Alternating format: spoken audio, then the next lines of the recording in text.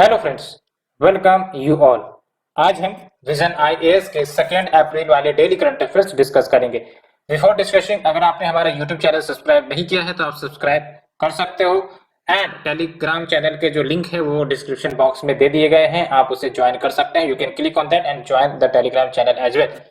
सो friends, आज हमें 6 articles discuss करने हैं वन बाय वन। काफी इंपॉर्टेंट आर्टिकल्स आज हैं एंड आप देख सकते हो जो आपका डैम सेफ्टी एक्ट 2021 लाई गई थी उससे रिलेटेड जो आपका प्रोविजंस है वो हम डिस्कस करेंगे। And Antarctic bill central government ने इंट्रोड्यूस की है, तो अंटार्कटिक बिल के प्रोविजंस क्या है उसे भी हम डिस्कस करेंगे। So one by one we will start the discussion. लेकिन सबसे पहली बात, हम फर्स्ट आर्टिकल से शुरुआत करते हैं। Supreme court asks centre about scope of authority under dam safety act 2021 in Mullaperiyar dam case. तो बेसिकली डैम सेफ्टी एक्ट 2021 के तहत बेसिकली जो आपका national dam safety authority constitute की जाने वाली है तो उसका क्या स्कोप होगा उसके बारे में सुप्रीम कोर्ट ने पूछा है सेंट्रल गवर्नमेंट से। यहाँ से 2-3 बातें निकल कर आती है। सबसे पहली बात तो हम मुल्लेपेरियार डैम के बारे में जानेंगे और कुछ important provisions dam safety act के बारे में जानेंगे। लेकिन इससे पहले हम सिलेबस देखते हैं। तो syllabus will cover the disaster and disaster management. तो मुल्लेपेरियार डैम को सबसे पहले समझते हैं। ये जो आपका मुल्लेपेरियार डैम है ना, ये आपका केरला में, ठीक है, लेकिन ये ऑपरेट होता है तमिलनाडु के द्वारा। अब आपको डाउट लग रहा होगा कि है केरला में, ऑपरेट हो रहा है तमिलनाडु के द्वारा, तो ये कैसे संभव है। तो बेसिकली थोड़ा सा इतिहास में हमें जानना पड़ेगा। आप देख सकते हो केरला में, और यहाँ पर है आपका मुल्लेपेरियार डैम। और याद रखना मुल्लेपेरियार डैम के आसपास आपका पेरियार टाइगर रिजर्व है। पेरियार से आप ध्यान में रख सकते हो, पेरियार से पेरियार रिवर याद रखोगे, और पेरियार रिवर आपका फ्लो होता है अरेबियन सी में। और दूसरी इंपॉर्टेंट बात क्या याद रखनी है आपको, पेरियार टाइगर रिजर्व आपका मुल्लेपेरियार डैम के आसपास है। और तीसरी इंपॉर्टेंट बात ये कि it is operated by Tamil Nadu. कैसे, तो आप देख सकते हो ये जो आपका डैम है लगभग 126 साल पुराना डैम है and it is owned operated and maintain by home Tamil Nadu. और कौन से रिवर पर है, तो रिवर पेरियार पर है। आप देख सकते हो रिवर पेरियार की बात करें तो ये आपका केरला में फ्लो करता है, लेकिन इसका ओरिजिन लोकेशन कहां पर है, तो तमिलनाडु में, ठीक है। तो डिस्प्यूट क्या है, तो डिस्प्यूट आप देख सकते हो 1886 में, आपको पता है 1885 में कांग्रेस की स्थापना हुई थी, इंडियन नेशनल कांग्रेस की। और ठीक 1 साल बाद आपका जो महाराजा ऑफ त्रवणकोर रीजन के जो महाराजा रहे हैं उन्होंने 999 साल तक के लिए लीज एग्रीमेंट साइन कर लिया था। किसके साथ, ब्रिटिश के साथ, कि जो ऑपरेशनल राइट्स होंगे इस डैम को लेकर वो तमिलनाडु को दिया जाएगा। समझ में आया? दैट्स व्हाई है ये आपका केरला में डैम, लेकिन ऑपरेशनल राइट्स किसके पास अभी अवेलेबल है, तमिलनाडु के पास। और ये जो एग्रीमेंट है 999 साल तक के लिए। तो कॉन्फ्लिक्ट क्या निकल कर आती है, इश्यू क्या निकल कर आती है, तो केरला का कहना है कि जो डैम स्ट्रक्चर है वो काफी वीक हो गई है, काफी पुरानी है, तो डैम सेफ्टी से रिलेटेड कंसर्न्स निकल कर आते हैं एंड कभी भी ये जो डैम है वो टूट सकती है और इसके कारण आपका ह्यूमन डिजास्टर आ सकता है, फ्लडिंग आ सकती है, जिसके कारण थाउजेंड्स ऑफ पीपल्स की जाने जा सकती है। लेकिन दूसरी तरफ तमिलनाडु का कहना है कि जो आपका मुल्लेपेरियार डैम है वो आपका सेफ है, वेल मेंटेन्ड है। तो ये इश्यू निकल कर आ रही है। तो अब आपको पता चल गया होगा कि आखिरकार ये मुल्लेपेरियार डैम है तो केरला में, लेकिन ऑपरेट तमिलनाडु के द्वारा क्यों हो रही है। It is all because of the lease agreement जो 999 साल तक के लिए साइन हुई थी। तो यहां से एक बात तो हम जान गए। अब चलते हैं कंटेक्स्ट के ऊपर। तो सुप्रीम कोर्ट ने बेसिकली सेंटर से कहा है कि जो आपका national dam safety authority as well as other body जो कंस्टिट्यूट की जानी है डैम सेफ्टी एक्ट 2021 के तहत, तो उससे रिलेटेड जो प्लान है वो आप हमें बताओ कि कब आप इसको फंक्शनल करोगे। और इसी हियरिंग के दौरान सुप्रीम कोर्ट ने यह भी कहा कि ये जो आपका डैम सेफ्टी एक्ट 2021 है ये पैनिकिया यानी कि भाई साहब एक ऐसा सॉल्यूशन जो सारे प्रॉब्लम को हील कर देगा, ठीक कर देगा। तो वही बात कही जा रही है कि जो डैम सेफ्टी एक्ट 2021 है ये पैनिकिया है और इसके माध्यम से जो भी पेरिनियल लीगल बैटल रही है तमिलनाडु केरला के बीच ओवर दिस मुल्लेपेरियार डैम इश्यू, वो लीगल बैटल खत्म हो सकती है। तो अगर ऐसी बात है तो हम डिस्कस करते हैं डैम सेफ्टी एक्ट के बारे में। तो एक प्रकार से एक कॉम्प्रिहेंसिव एक्ट है जिसके तहत जो भी आपके डैम्स हैं, खासकर जो बड़े बड़े डैम हैं, उसके surveillance, inspection, operation and proper maintenance की बात करता है सो दैट डिजास्टर को रोका जा सके। आपको ही पता है हमारे देश में लगभग 5334 बड़े डैम है, लेकिन बहुत सारे डैम जो है ये पुराने हो चुके हैं, तो डैम सेफ्टी का इश्यू निकल कर आता है, डिजास्टर हो सकती है, इसीलिए प्रॉपर मेंटेनेंस सर्वेलेंस करनी जरूरी है so that prevention is better than cure. तो इसके तहत 2 स्पेशलाइज्ड बॉडी सेटअप किए जाएंगे जो पॉलिसीज बनाएगा, रेगुलेशंस रिकमेंड करेगा डैम सेफ्टी स्टैंडर्ड्स को लेकर, साथ ही साथ डिस्प्यूट्स अगर है स्टेट्स के बीच में तो उस डिस्प्यूट्स को भी रिजॉल्व करने का काम करेगा, जैसे यहाँ पर हमने देखा तमिलनाडु वर्सेस केरला के बीच। तो ये जो 2 बॉडी है वो कौन कौन सी है, national committee on dam safety और दूसरा है आपका नेशनल डैम सेफ्टी अथॉरिटी, ठीक है। एंड ये जरूर याद रखनी है इस एक्ट के तहत जो डैम ऑनर्स हैं, जो भी डैम ऑनर्स होंगे उनको इमरजेंसी एक्शन प्लान बनाना पड़ेगा एंड साथ ही साथ risk assessment studies particular dam को लेकर, हर एक डैम को लेकर स्पेसिफिक रेगुलर इंटरवल पर की जानी पड़ेगी। अब बात करते हैं इंपॉर्टेंस क्या है डैम्स एंड डैम सेफ्टी की। तो आप देख सकते हो डैम जो है काफी इंपॉर्टेंट रोल प्ले करते हैं, कैसे, तो वाटर सिक्योरिटी को इंश्योर करते हैं, पीने का पानी उपलब्ध करवाते हैं, साथ ही साथ इरिगेशन फैसिलिटीज प्रोवाइड करते हैं, है ना। साथ ही साथ हमारी जो एनर्जी नीड्स है जो दिन ब दिन बढ़ती जा रही है उस एनर्जी नीड्स को भी ये फुलफिल करते हैं। और ये अच्छे से याद रखनी, इंडिया जो है तीसरे नंबर पर आता है after the US and then China in number of large dams. तो सबसे ज्यादा लार्ज डैम्स किसके पास है, तो यूएस के पास, then it is in China, then it is in India. And आप देख सकते हो कि अगर डैम की सेफ्टी इंश्योर नहीं की गई तो जो डाउन स्ट्रीम एरियाज है, लोअर रिपेरियन स्टेट जिसको हम कहते हैं, वहां पर कैटास्ट्रोफिक फ्लडिंग आ सकती है। तो that's why dam and dam safety एक मेजर इश्यूज है, उसे एक प्रकार से टॉप प्रायोरिटी पर रखना पड़ेगा to deal with this type of potential disaster. So friends, ये हमने आर्टिकल नंबर 1 डिस्कस किया। Let's move to the article number 2। India invokes peace clause for third time as rice subsidies exceeds the cap. तो basically ये peace clause क्या है उसे हम discuss करेंगे, लेकिन आपको पता होना चाहिए एग्रीमेंट ऑन एग्रीकल्चर, ये जो आपका एग्रीमेंट ऑन एग्रीकल्चर ये WTO के अंतर्गत एक एग्रीमेंट है जिसके तहत बेसिकली जो भी सब्सिडीज दी जाती हैं वेरियस गवर्नमेंट के द्वारा ऑफ द वेरियस कंट्रीज, उन सब्सिडीज को लिमिट करने की बात की जाती है। एग्रीकल्चर पर जो सब्सिडीज दी जाती हैं, तो जो डेवलप कंट्रीज है उनको कहा जाता है कि भाई साहब जो भी आपके एग्रीकल्चरल प्रोड्यूस हुए हैं in terms of value at max आप 5% एग्रीकल्चरल सब्सिडीज दे सकते हो of your total valuation of the agricultural produce. लेकिन वही जो डेवलपिंग कंट्रीज के लिए जो कैप लगाई गई है एग्रीकल्चर सब्सिडीज के लिए वो है आपका 10%। तो अभी वही बात निकल कर आई है कि भारत जो है जो राइस फार्मर्स को डोमेस्टिक सब्सिडीज प्रोवाइड करता है वो 10% सीलिंग से एक्सीड हो गई है। कैसे, तो आप देख सकते हो इंडिया ने इन्फॉर्म किया WTO को कि जो राइस प्रोडक्शन हुई है 2020-21 में वो कितने की थी, $45.56 बिलियन की, और जबकि सब्सिडीज भारत के द्वारा प्रोवाइड की गई वो है आपका $6.9 बिलियन का, जो आपका 15.4% निकल कर आता है। जबकि WTO के एग्रीमेंट ऑन एग्रीकल्चर के तहत क्या परमिटेड है कि आप 10% से ज्यादा नहीं दे सकते। तो बिकॉज ऑफ दैट इंडिया ने पीस क्लाउज इन्वोक कर दिया, और ये तीसरी बार भारत ने किया है। पीस क्लाउज के माध्यम से क्या हो सकता है कि ये जो आपके WTO मेंबर कंट्रीज होंगे वो चैलेंज नहीं कर सकते कि भाई साहब भारत ने ब्रीच किया है सब्सिडी सीलिंग को, 10% ही देना था तो 10% से ज्यादा दी जा रही है। तो पीस क्लाउज इन्वोक करने के बाद चैलेंज नहीं की जा सकती, है ना, डिस्प्यूट सेटलमेंट फोरम जो WTO का है वहां पर।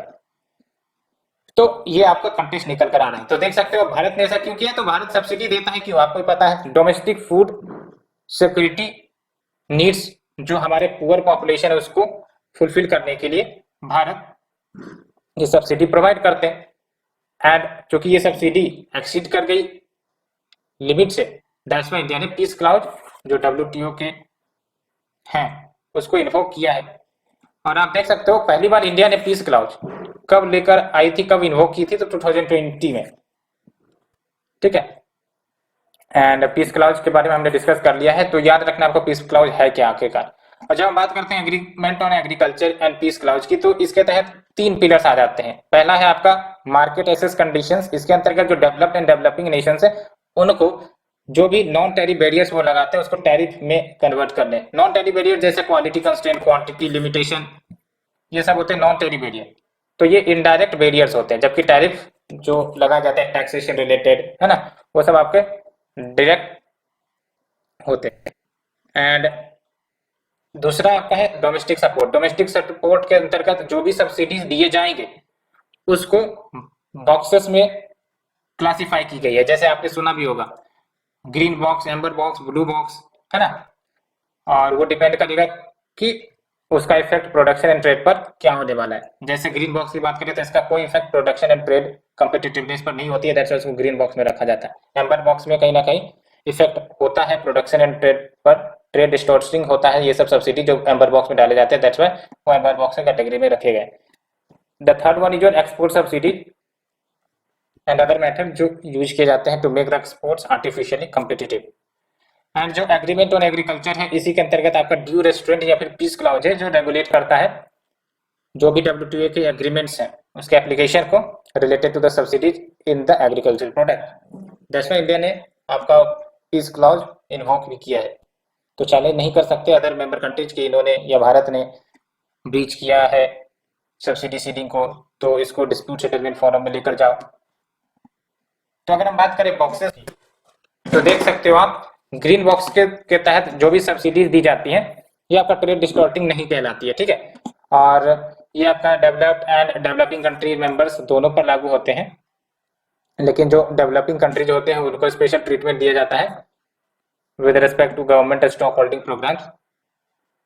बस आपको ध्यान ये रखनी है कि ग्रीन बॉक्सेस के अंतर्गत जो भी सब्सिडीज डाली गई हैं, सब्सिडीज के टाइप डाली गई हैं, it is not trade distorting, production distorting.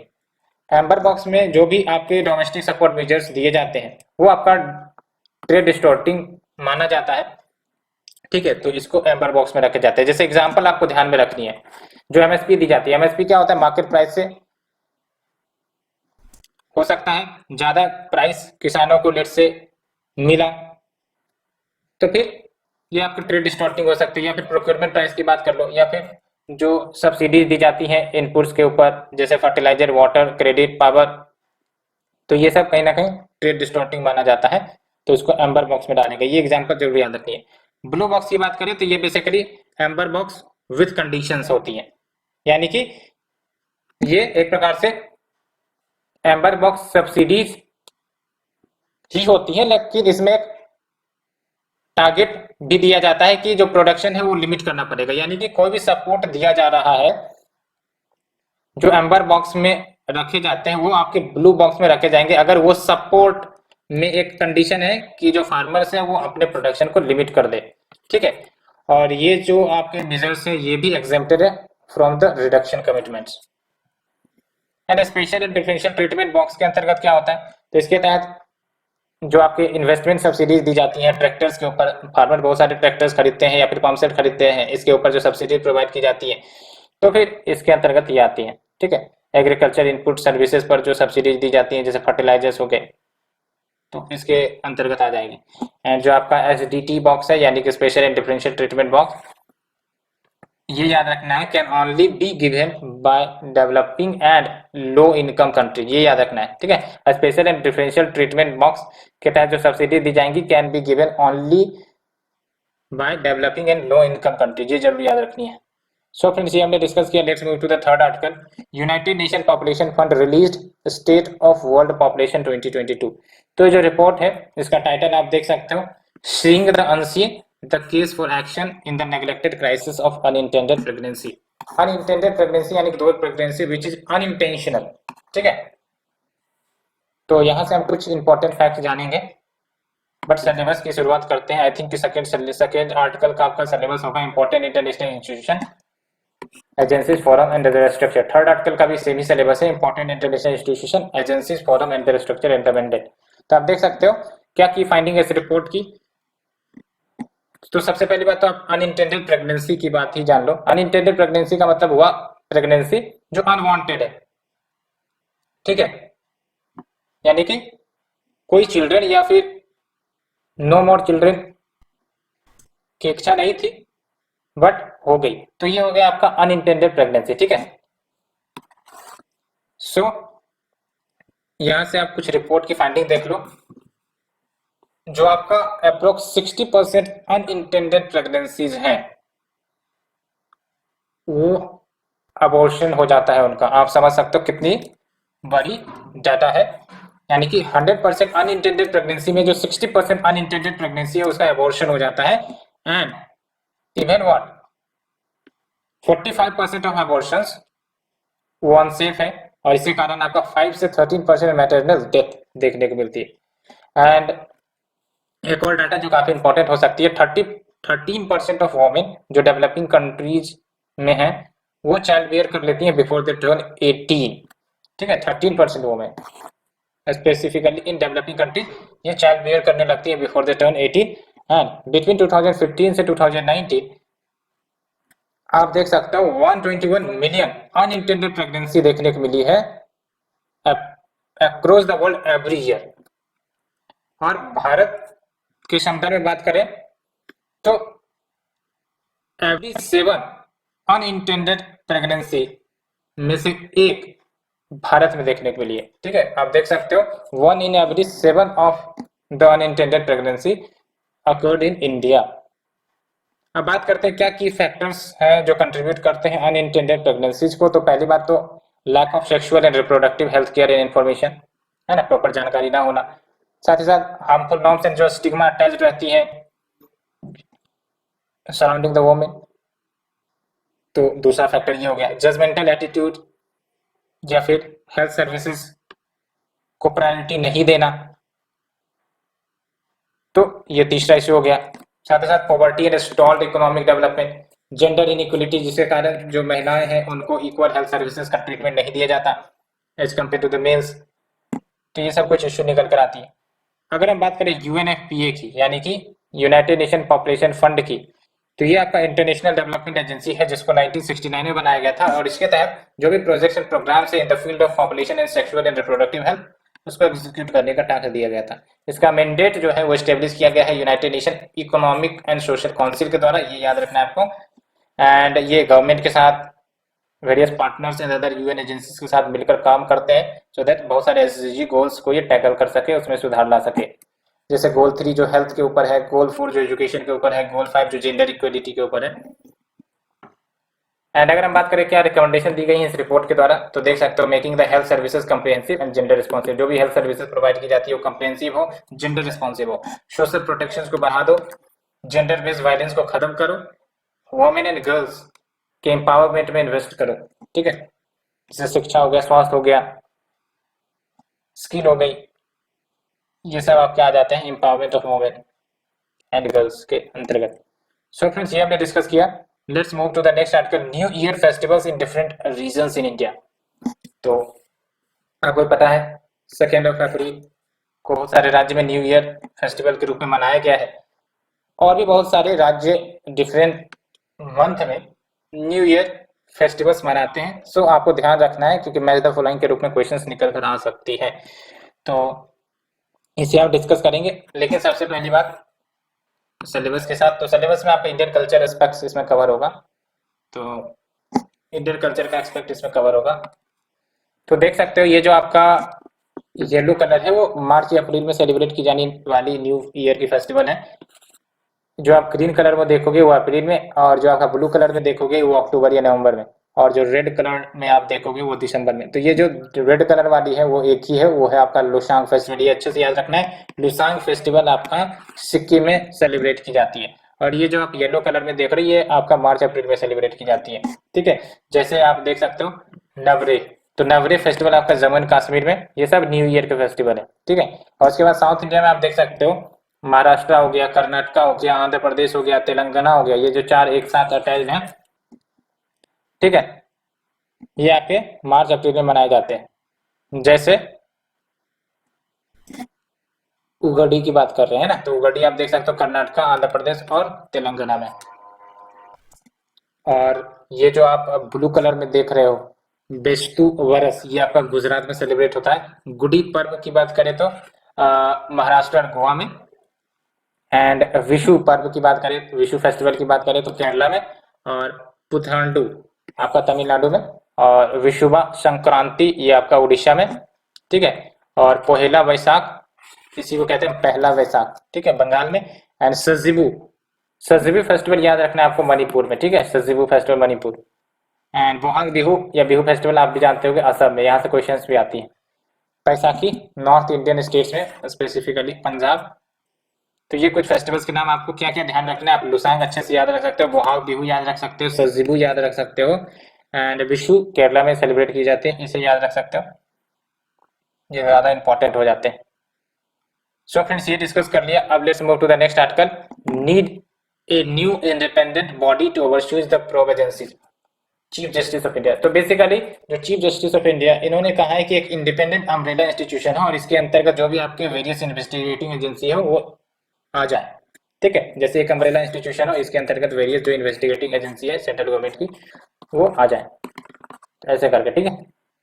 तो इस प्रपोज्ड अम्ब्रेला इंस्टीट्यूट के फीचर्स को जानेंगे, लेकिन उससे पहले सिलेबस देख लेते हैं। तो syllabus will cover statutory, regulatory and various quasi judicial bodies, ठीक है।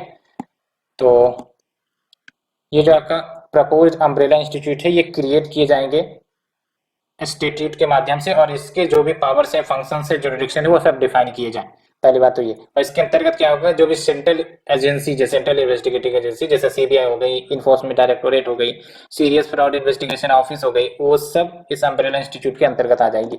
और इस बॉडी को हेड करेगा कौन, तो इम्पार्शियल एंड इंडिपेंडेंट अथॉरिटी जो अपॉइंट की जाएगी एक कमिटी के द्वारा, डेडिकेटेड कमिटी के द्वारा अपॉइंट की जाएगी हेड के रूप में इस बॉडी के। एंड साथ ही साथ ये भी बातें कही गई हैं कि जो आपके प्रोसिक्यूशन के विंग्स हो, इन्वेस्टिगेशन के विंग्स हो, वो आपका सेपरेट एंड ऑटोनोमस हो, यानी कि जो प्रोसिक्यूशन के विंग्स हो वो अलग हो और इन्वेस्टिगेशन के विंग्स हो वो अलग हो। अभी क्या देखने को मिलता है जनरली पुलिस में कि जो इन्वेस्टिगेशन एंड प्रोसिक्यूशन करने का काम है वो एक ही एजेंसी करती है, ठीक है। तो यहाँ पर आपको सेपरेट करने की बात की गई है, सो दैट इंडिपेंडेंस इंश्योर हो सके और टास्क करने में आसानी हो सके। अब बात करते हैं इन्वेस्टिगेटिंग एजेंसी जो भारत में है और उनके इश्यूज को लेकर। तो पहली बात तो जो भी हमारे सेंट्रल प्रोब एजेंसी स्टेब्लिश की गई है वो किस ऑब्जेक्टिव से, तो लॉ एंड ऑर्डर को मेंटेन करने के लिए, लेकिन कुछ ना कुछ बहुत सारे इश्यूज आते रहते हैं। पहली बात तो मल्टीप्लिसिटी ऑफ प्रोसीडिंग, कि जो आपके कहने का मतलब लेट्स से कि कोई इश्यू आया, कोई केस आया, अब पता चला ये आपका सीबीआई के पास भी चल रहा है या फिर दूसरे एजेंसी के पास भी चल रहा है, तो मल्टीप्लिसिटी ऑफ प्रोसीडिंग्स हो जाती है, जिसके कारण एविडेंस का डाइल्यूशन हो सकता है, कॉन्ट्रडिक्शंस हो सकती हैं, ठीक है, और इनोसेंसी स्टैब्लिश करने में डिले हो सकता है जो भी। एंड दूसरा इश्यू आता है सोशल लेजिटिमेसी या फिर क्रेडिबिलिटी को लेकर, बिकॉज कुछ केसेस में जो एजेंसी है वो एक्ट कर पाती हैं, कुछ केसेस में एजेंसी जो है वो आपके काफी समय लेती है।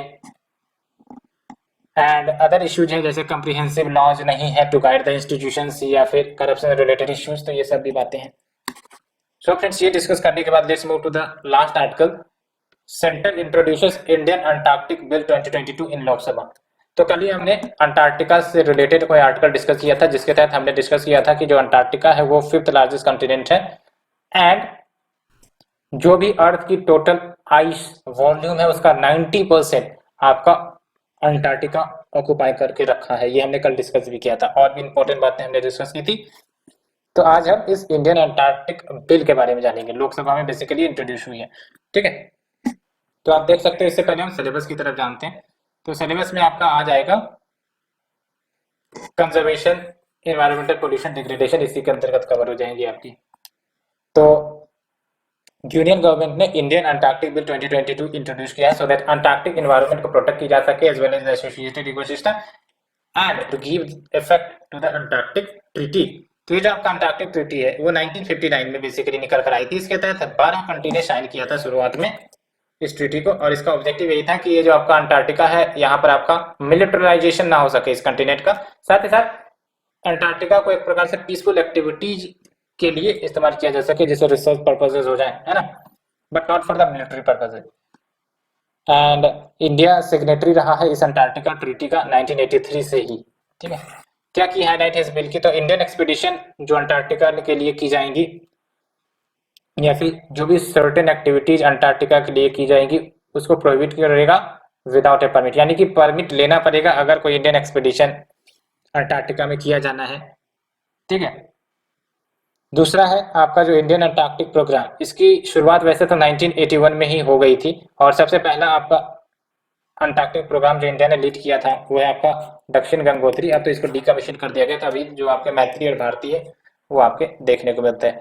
साथ ही साथ अदर की हाईलाइट की बात करें तो इंडियन अंटार्कटिक प्रोग्राम से रिलेटेड जो भी एक्टिविटीज है उसको फैसिलिटेट करे जाएंगे, जैसे आपका अंटार्कटिक टूरिज्म के मैनेजमेंट को लेकर, सस्टेनेबल डेवलपमेंट ऑफ फिशरीज का उसको लेकर। साथ ही साथ अंटार्कटिक फंड कंस्टिट्यूट किया जाएगा जो अंटार्कटिक रिसर्च वर्क के वेलफेयर के लिए काम करेगा, साथ ही साथ अंटार्कटिक एनवायरनमेंट के प्रोटेक्शन के लिए काम करेगा। साथ ही साथ Antarctic governance and environmental protection के लिए एक कमेटी गठित की जाएगी जो मॉनिटर करेगा, इंप्लीमेंट करेगा, इंश्योर करेगा कंप्लायंस को, कि वो जो आपके इंटरनेशनल लॉज हैं उसका कंप्लाई कर रहा है या नहीं कर रहा है, मिशन स्टैंडर्ड जो भी है, रूल्स ऑफ प्रोटेक्शन सब कंप्लायंस हो रहे हैं या नहीं हो रहे, वो आपको कमिटी उसको मॉनिटर सब करेंगे। And implement the convention on conservation of Antarctic marine living resources 1982 and protocol on environmental protection to the Antarctic treaty 1988। तो ये आपके इम्प्लीमेंट करेंगे इसके जो भी प्रोविजंस है। एंड देख सकते हो need of the Antarctic bill क्यों जरूरी है, तो मेराइन लिविंग रिसोर्सेज के एक्सप्लोरेशन को लेकर as well as human presence जो अंटार्कटिका में, एंड टूरिज्म एंड फिशिंग को रेगुलेट करने के लिए। और ये आपको पता होगा Antarctica is no man's land and that's why domestic law is required. So friends, ये हमने डिस्कस किया all these articles in detail. Hope you understood. And अगर आपको अच्छी लग रही है तो आप लाइक शेयर सब्सक्राइब जरूर कर सकते हैं. Thank you friend, thank you very much for the discussion.